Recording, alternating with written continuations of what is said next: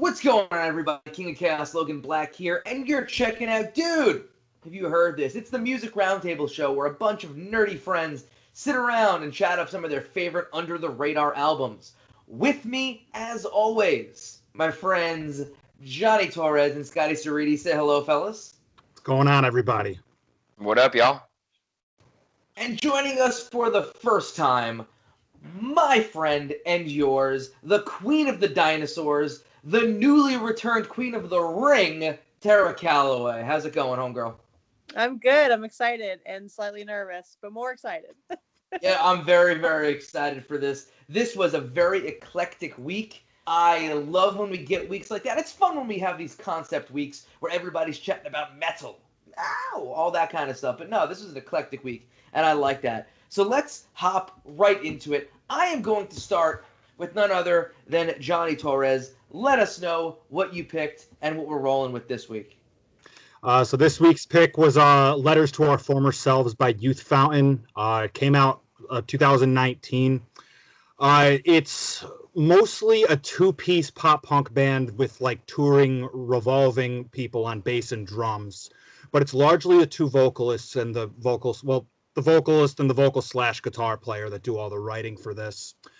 Fun thing to note about this, we'll get the elephant in the room out of the way right away. This is a heavy album when it comes to lyrical content.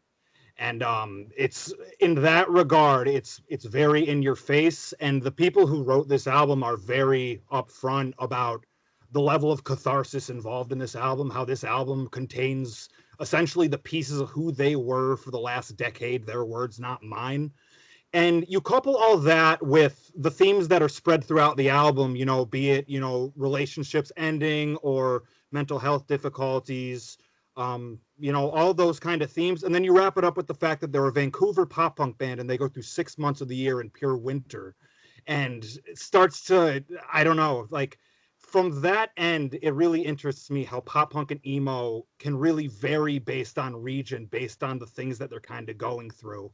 And I found that with Vancouver pop punk bands and emo bands, I feel like there's a bit more raw, a bit more in your face with the lyrical content. It's pretty much nonstop the entire way through. It's a short run, about a half an hour on the dot, despite it being 12 tracks. I think the first whole half of the album, there's not a skip in it at all. The first four, Helpless, Letters to Our Former Selves, Rose-Colored Glass, and Moody, are all regular plays year round, but I find this album gets a whole lot of play right around the winter time.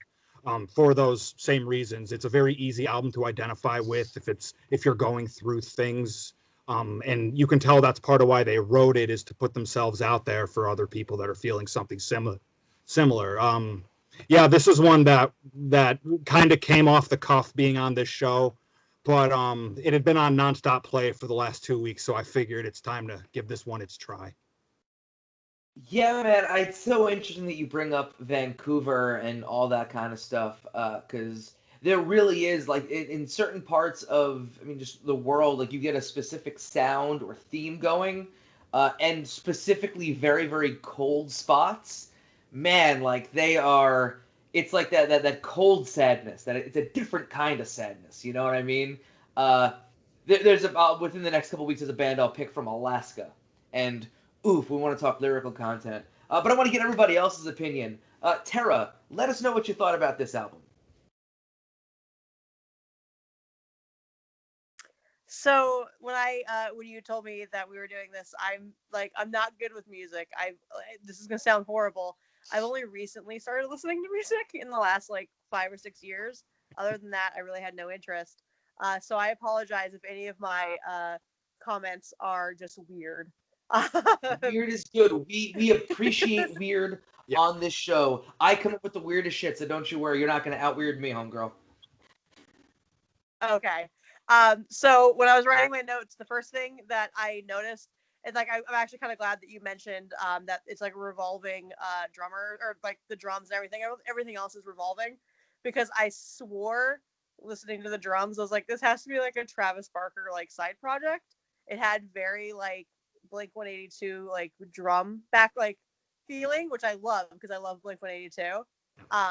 And I was trying to explain it to my husband that it just kind of sounds like very like angry and upset Blink-182. which I love. I wrote down that my favorites were actually Letters to Our Former Selves and Rose Colored Glass in 8. So like that first half, like the first half of the album, I loved it.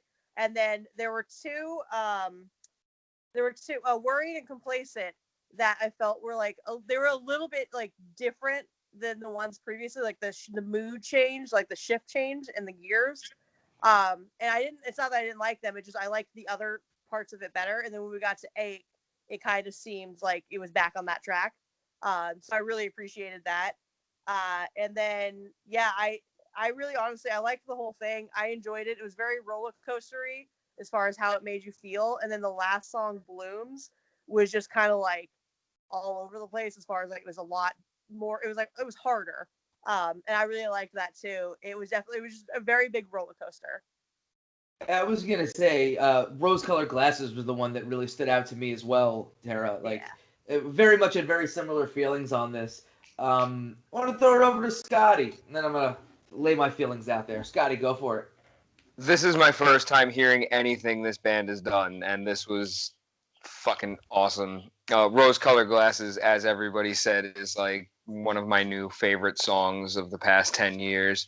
A lot of these songs went right into the everyday playlist for long car trips and what have you. Catharsis is a good word for it, because this entire record felt like I could feel the sigh of relief when the record was over, that they just put everything out, everything was on the table, and all right, now we can move on to whatever we're doing next. And you can definitely hear in lyrical tone that these guys have like 6 months of winter or whatever it may be, because these guys are definitely like pushing everything they can feelings wise out on Front Street for everybody to see. This was super cool. Yeah, the thing for me that I think I love so much about all of Johnny's picks, beyond the fact that a lot of them are not not anything that I've ever heard of before in terms of like the bands. But I love the fact that like we have that note of it, and then it's like I like being taken out of my comfort zone, I think is the best way to put it. This is not a band that I would ever listen to on my own. You could be at Warped Tour, you could be that weird dude in the fucking hat to the side, be like, hey, check this out and give me a free CD, and I'll never fucking put it on. It's not gonna happen. And this show, what it does and why I love it is because it forces me to broaden my horizons and just press play and take everything in. Can't skip anything. You take it all in. And that's what I did with this. This was a lot of fun. I definitely sense a theme in terms of your musical choices. John, this is definitely that Warped sound. Like, this band definitely could have played Warped Tour. Man, the lyrical content really stood out to me, and then just like their ability to kind of create just like there was a lot of sound from what I know was definitely not a whole lot of instruments, just your basic setup, but like they were able to create a lot of sound, and I genuinely liked that a whole bunch. So yes, kudos for taking me out of my comfort zone yet again, Mr. Johnny Torres. Pleasure is mine, sir. With that said, we have ratings for these albums. So I'm going to start with you, Scotty. What did you rate this one? I gave this one 7 out of 10 clothing pairings of 2 pairs of socks under high top Vans. I got a feeling we're all going to, some of us are going to go with clothing ratings at this rate. So I got one too. Tara, what did you rate this one? I gave it a 7.8 out of 10 badass drum beats. Johnny, what did you throw at this one? 8 out of times the winter went on for just too long. That's a great one. I gave this one 7 out of 10 men's pants in size 28. I like that one.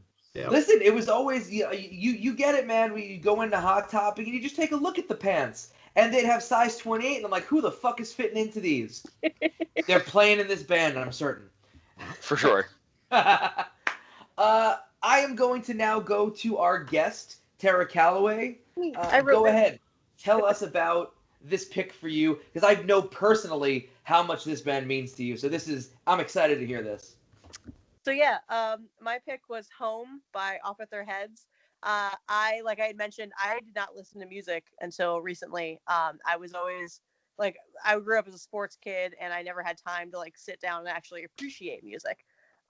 So I was in the car with my now husband, who had played a song by Off With Their Heads, and for some reason I couldn't get his voice out of my head. And it's a very distinct voice. If you hear his voice, you know exactly who it is. And I couldn't get his voice out of my head, so I just one day I asked him who it was, and I started listening to them and looking them up. And at this time, I was probably at like the height of my depression, and I was very like just run down, and listening to this music, where all of the music, and especially Home, it's very sad. All the music is someone who is going through hell and is just putting all of that pain and anguish through a microphone with some music behind it. And there's one track in particular that's called Focus on Your Own Family, that I credit that song specifically to basically saving my life. Because if I am having an anxiety attack, if I am just feeling like giving up, if I just feel like nothing is working and I'm overwhelmed, I can listen to that song as loud as possible on my headphones on repeat, and it will like kick me out of this weird funk that I'm in and make me feel like I can at least function again. And I feel like all of his albums and everything that he's done does that. And he's very the singer Ryan is very big in mental health and has his own mental health podcast. And it's something where he's taken all this pain and hurt, put it through music, and is now trying to use that to help other people. And that's all that I've ever wanted to do. And so that's why I gravitate towards this album so much, more than the others, because of how much pain is in it. Yeah, I mean, shit, like that's the opening line to the album. There are no feelings to describe the awful feeling I have inside, so I shut down. Yep. Oof. Fuck.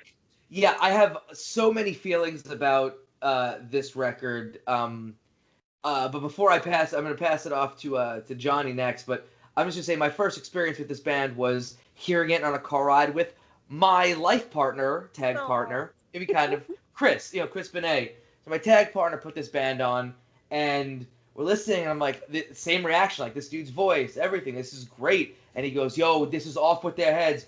Bro, I just want to fucking hug this guy. Y'all know Chris. Literally, I just want to fucking hug him. Like, I don't know what's going on with you, bro, but it's, Anyway. Johnny, lay it out for us, man. What did you think of Off With Their Heads? First things first, whenever I think of Chris Benet, I always think of your impression of Chris Benet being like Third Eye Blind's the greatest band in the world. They can't do anything wrong. Bro, the fucking guitarist came up with his own tuning. Come on. Kills me. All right. Off With Their Heads. So Off With Their Heads has on and off been on my radar just because of the bands like them that I listen to on a regular basis. So anytime I finish with a Menzingers record, there's a chance that Off With Their Heads will pop on.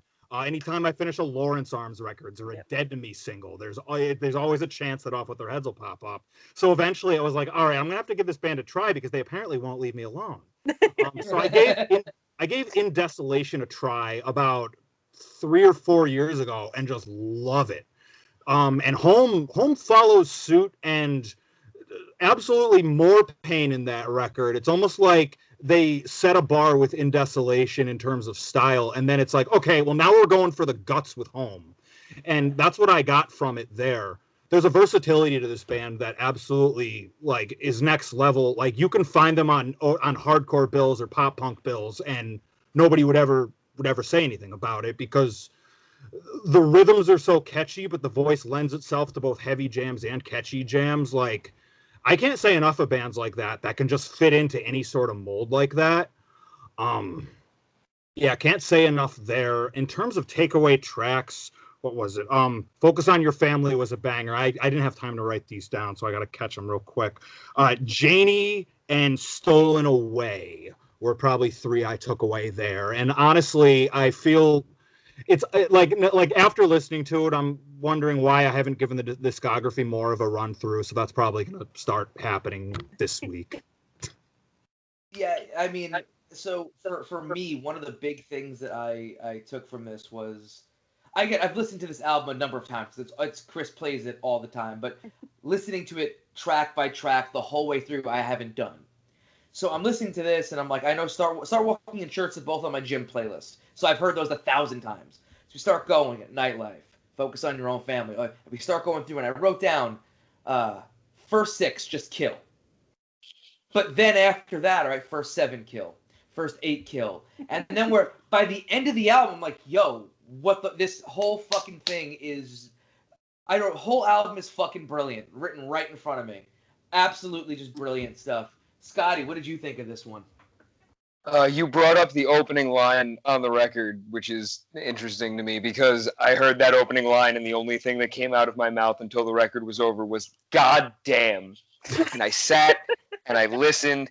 I love this. Like it hurts, but it hurts in such a good way. You know what I mean? Like we've had those records before that like hit us, but in a good way. This definitely goes on that list. The whole fucking thing went into my everyday playlist. This was my first experience with Off With Their Heads, and I'm gonna go back and check out the rest because my God, was this one of the most relatable records I've ever listened to, and especially this year. This year's just kind of been a dark, tough year on all of us, and this record kind of put everything in words that I could understand, and I was just like, no, wait, okay, I get it now. This was fucking awesome. Dude, so I want to Sarah. You brought up how like personal this album is to you and how like it hits you, and it's just like this is for me. So like, and again, I'm not only going to age myself on these comments, but I'm also going to kill my fucking punk cred. But fuck you guys, listening, not you guys personally. Uh, so the first time that I heard Korn's first record, when I'm in like 6th or 7th grade, probably like 6th grade or so, that first record where he's talking about like school bullies and like, all the issues that he had with like, abuse and, no support at home. That's the way you described all of this and how it hit you. It brought me back to that. And it was like, man, to find a record so relatable for anyone. I mean, it doesn't have to be me personally, but to listen to somebody talk about how something is just so relatable to them personally and speak so passionately about that, that's fucking dope to me. So for that's what it brought up into my head and like all those feelings. And then listening to this again, this is such a strong record. Johnny put it perfectly where it's like it could fit into so many different genres. And one of the things that I really do also like, and why I think like again like I'm gonna draw the comparison between like Korn, which is John from Korn can get a bit heady with some of the lyrics and all over the place, whereas Homeboy from Off With Their Heads, there is no subtext. Dude is fucking sad. There's no metaphors. There's no none of that shit. He's just like fuck me. Again, the opening to fucking Shirts is I don't feel like me, whatever that's supposed to mean. Oh my god. Always upstream, always against the grain. I want to get tattooed on my fucking eyelids. Like legit, like that's on my list of shit to get tattooed on my body. Cause goddamn if that is not to me the most relatable lyric that I have heard in my 30s fucking ever. I love this and I can gloat all fucking day about how much I love it. But let's talk ratings about this one. I'm gonna start with you, Johnny. 7 out of 10 times that flannel shirts and Liberty spikes actually went nicely together. Terra. I gave it 8.9 out of 10 cathartic cars crying. I love the alliteration. We're talking, I teach English, and apparently I don't understand what these things are, but you had alliteration, we had subtext, all that. Anyway, Scotty, what did you rate this one? I actually gave this one 9 out of 10 deep cries in the shower. No? You're in the shower. Tara's in the car. I gave this one 9 out of 10 times. I rethought my PMA tattoo when listening to this. Any other questions, comments, concerns, or feelings about Off With Their Heads? Awesome. Let's keep going with this. Scotty, lay it on us, man. What was your pick for this week? Speaking of Warped Tour bands, I went with Motion City Soundtrack's fourth album, My Dinosaur Life. After their third album, which was kind of more of a laid back, really more emo type record, I heard the single Disappear once at a store somewhere, and I was just like, who is this? And someone was like, it's Motion City Soundtrack. I was like, nah, you're lying. And then I went and bought the album and listened to it from front to back. This is definitely the most open that Justin Pierre has been about his own struggles with his mental health and with things that he's been dealing with in his everyday life. It has some of the best songwriting that they've had on any record before or since. Nothing they put out after this was as good as this record. Some of the lyrics are absolutely, I've apologized a million times when I've gone off the wall, like Busta Rhymes is probably one of my favorite lyrics on the whole album. And Pulp Fiction as a whole, just how referential it is, really, really makes me happy. This is one of my top 5 pop punk albums of all time, and I still have the CD somewhere at my house because I went hard on this album, and I think at first it was because I found out it was being produced by Mark Hoppus, like Commit This to Memory was, and then once I heard the songwriting, the lyrics, the way they were played, I was sold on this record as a whole. This is just such a good album. Yeah, man. So I gotta say, like, my only experience with this band is "Everything Is All Right," which is that song, because that was on like every Warped Tour comp and it was played on the radio and all that stuff. But they also had songs on the fucking Tony Hawk soundtrack too. But that song was like, not for me. And then I put this one on. And it's like, oh, this is a different fucking band. Like, this doesn't at all sound like that kind of like fun, poppy, emo pop punk stuff. This was a fucking rock and roll record and a half. I fucking dug this one. But I want to open it up to you guys. Tara, what did you think of Motion City Soundtrack? So I remember hearing Motion City Soundtrack, I think when I was in high school. And it's probably the last time I've ever heard them. So it was actually kind of like cool and nostalgic to like go listen to them, like actually actively go and listen to them. And I do like that, like it's from like 2010, I believe, and it had that like 2010 feel, but it didn't feel dated. It definitely felt like, no, like this is good. Like I can enjoy this now, and I don't feel like I'm listening to something from 2010. I think out of all of the albums that I listened to, it was the most cohesive. Like it from beginning to end was absolutely the exact, like it was all the same album. There was no guessing. It was just perfectly the same album. The music in the back, like the music, taking away the lyrics, I enjoyed to the point where like it was nice. It for some reason brought some like weird serotonin out of me to just listen to this music and just kind of like enjoy it and kind of like imagine like dancing around listening to it. My favorites were a little less ordinary, Stand Too Close, and then I don't know what the name of this one was, the one with all the symbols, so I just titled it Motherfuckers. Because that I mean they said it enough in that song. But yeah, I genuinely enjoyed that. It gave me like a nostalgic feeling without it feeling dated in any way, and I really enjoyed it. Johnny, what did you think about this one? Man, I've had a lot of love for Motion City Soundtrack for a long time. When Panic Stations came out, that was right around when they were set to break up and go their separate ways and do their thing. Right around then, they went on a monster tour with the Wonder Years and State Champs, in which they're one of the best shows I've ever seen. So they've been, to me, an incredible band for the better part of over 15 years now. The Future Freaks Me Out is still one of, to me, the catchiest songs of all time. Everything Is All Right already came up here. But as Scotty said, this is probably their most complete. And as Tara said, their most cohesive when it comes to just being like the front to back. If you're looking for their body of work, this is it.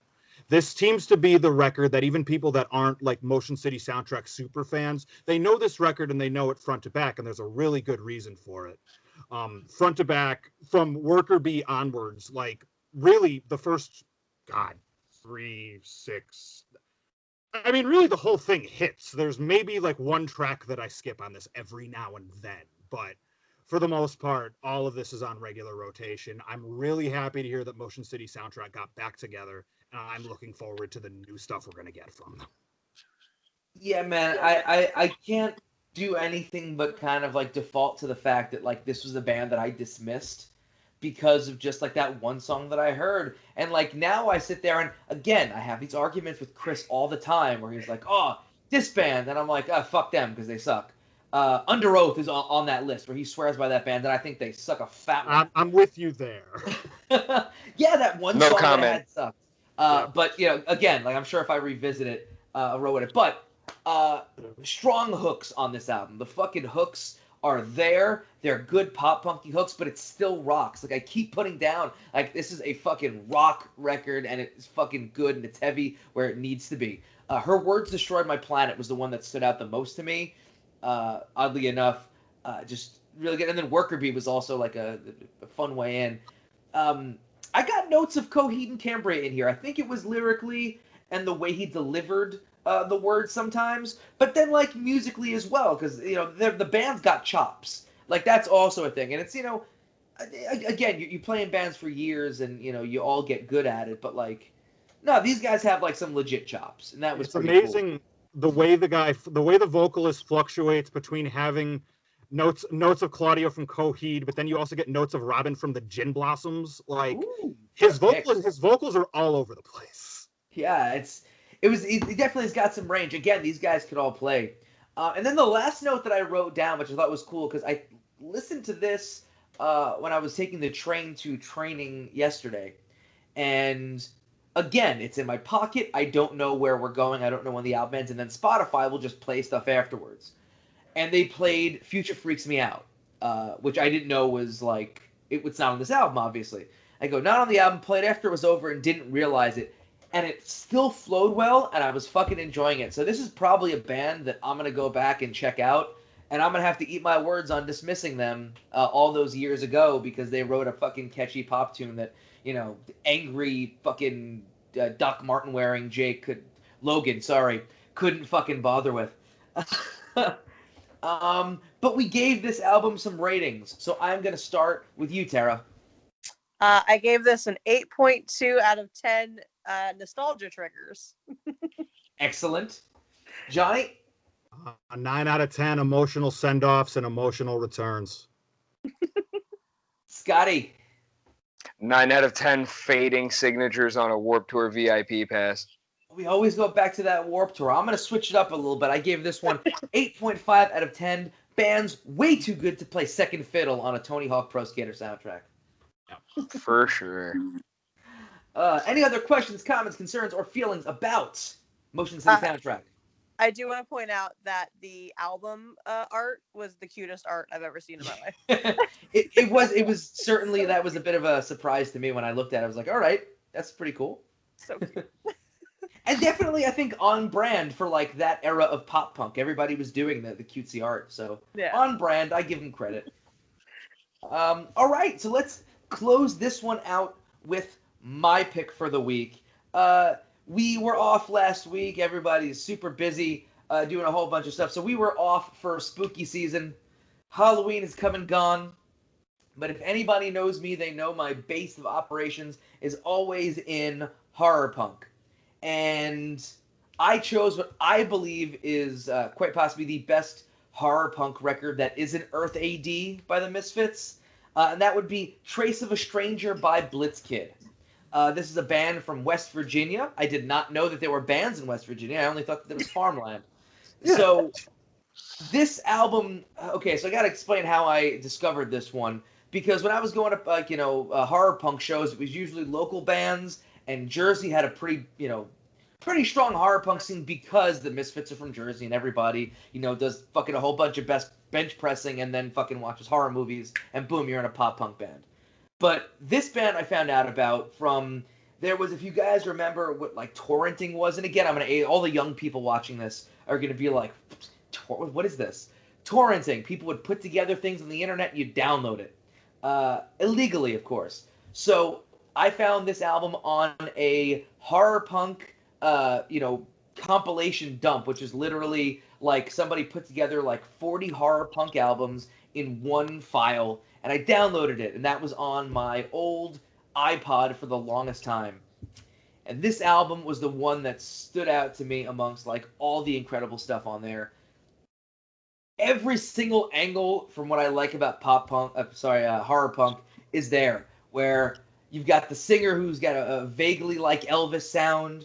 The guitars are fucking crunchy. They're playing fast. The lyrical content is always about like fun murder. Like I don't know, fun murder doesn't make sense, but fuck it, like it does make sense if you listen to horror punk. This is just to me a really really fun record, regardless of genre. But again, the songwriting on here is just for my dollar some of the absolute best in just punk rock in general. Argyle Goolsby, the bass player and sometimes singer of this band, has played in a fuck ton of other horror punk bands, but everything that guy touches goes to gold, in my opinion. But I'd like to hear what you guys felt about this one, especially now that the spooky mood has left us. I'm going to start with you, Scotty. I am super into this record. I had heard Blitzkid before, but I've never like sat down to listen to a full album. It had always been like, oh hey, I made this horror punk playlist, and it's got the Misfits, and it's got TSOL, and it's got all this shit on it. But I always really enjoyed the Blitzkid songs, and sitting and listening to an actual full album, like this is what Graves Misfits should have been. Like it's fun, super catchy. The songs are really well written, and this is definitely another album going into my regular rotation because my God, was this a delight from front to back. So good.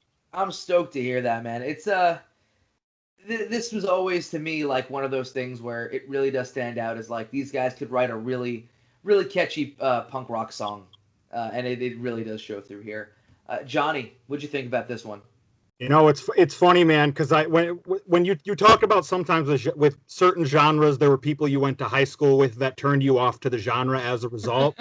Well, all those cats that would pull the fire alarm during school in the middle of winter, you know, those were always the kids wearing Misfit shirts. So as a result, I was like, you know, I don't really have anything to do with this horror punk genre. I'm good. So like for the longest time, probably delayed myself by a good, you know, decade and a half of just never touching anything horror punk related because I always thought about standing in the freezing fucking cold.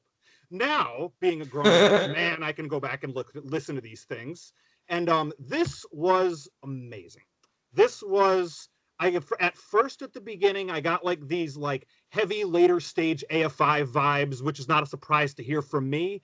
And then later on, I was like, okay, the penny dropped. And it was like, if Masked Intruder wore all black, that's what Blitzkid is. And it's fucking awesome. And now I need them both on tour together, for real. In terms of just great gimmicky bands. But in terms of actual tracks, this is so much more than what I would have ever expected. Like if you hear horror punk, you get a sound in your head and that's not what I got from this. So right off the bat, let's go to the Cemetery. Big fucking head bobber. Played that back 3 times and it's the first damn track. There was a phase shift in Lupin Tooth that I stood up out of my seat and completely lost track of what I was doing, which was part of why I was late to the call that I had to restart some work.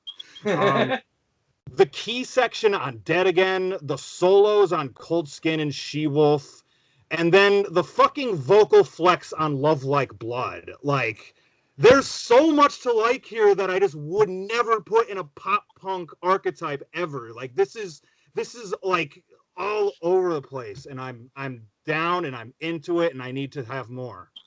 So, fun fact about Love Like Blood, they released an album a number of years after this one where they re-recorded like most of their like most well-known songs, like with good recording, because obviously this is recorded like in a tin can in a tin room. So they re-recorded Love Like Blood, and the vocals on that version are like, you want to talk about like vocal range and stuff, like dude is definitely putting his chops out there. However, I will say that this is the superior version because I feel there's a lot more feeling in this. Like for some reason, I think that shitty production adds to like that dreary, you know, fucking graveyard love type mood that I get from it. Tara, lay it on us. What did you think about Trace of a Stranger? So I'm really glad that you all mention the Misfits because I felt really bad. I was like, this sounds like the Misfits. But in my head, it was more like the Misfits and Screaming Females had a baby. That's what I got from it. Because he was just very vocally, very much like Screaming Females. I don't know, when I looked at the cover art, I was like, I don't know if I'm going to like this. I'm not sure. And then the Let's Go to the Cemetery immediately caught me. I was like, all right, this is awesome. I actually do really enjoy this. I like, I don't know why, but I was like pictured myself like driving in like fall with my windows down, just like blasting this, just enjoying the drive. Like that's the feeling I got from it. But Hopeless Night, Making a Monster, and Love Like Blood were definitely my favorites, and definitely ones that I like saved as I was going through because it was very good. Like the music alone was just awesome. But yeah, I don't, and I know I'm gonna sound horrible. I'm not a big fan of the Misfits. It's you're not alone. Yeah, like I'm not. But the fact that it kind of had like its own little like touch to it definitely made me like it a lot. And I will go back and listen to like a lot of these songs. And I think out of all of the ones that I listened to for this podcast, this is the one that I like the most. I really like this one a lot. You know, we're talking about like, you know, how like the Misfits are certainly an acquired taste. I think that's my biggest issue now with horror punk because I listen to that stuff like nonstop. All 40 albums on that thing I listened to all the time in high school. But I think my issue with a lot of that stuff now is that a lot of these bands just rely on the tropes that the Misfits kind of put out there, which is literally just like, you know, say the name of the song and whoa, oh, oh, and that's your chorus. Boom, next song. Let's go. That has a lot of that stuff, or like they kind of, you know, swipe out a lot of like, you know, rockabilly, like literally they're taking like a rockabilly song from, you know, the 50s and then they're just putting like spooky lyrics over it. So like the genre can kind of eat itself in that regard, and I don't feel like I get any of that in here. Everything kind of just falls into place as a really enjoyable record. Yeah, these guys are just so much fun. Like I said, there was a lot of good stuff in that torrent dump that I had, but this is the one that really, really stood out to me, and it's a shame to me that I never got to see them play live, and I've actually never seen, you know, our guy. I've seen all the bands that he's played in, but I've never seen him playing in them. like he did vocals for Gorgeous Frankenstein, and I never saw Gorgeous Frankenstein. Weird. Anyway, we all had some ratings for this album. I am going to start with you, Johnny. 7 out of 10 times that you put a record on and immediately put on a hockey mask right after. Ooh. Brilliance. Scotty. 8 out of 10 serial killer movie marathons at the drive-in. Terra. 8.9 out of 10 aggressive on-beat head bobs. I gave this one, all right, this is going to be a mouthful. 9 out of 10 girls with fake vampire fangs ordering vodka Red Bulls at the bar.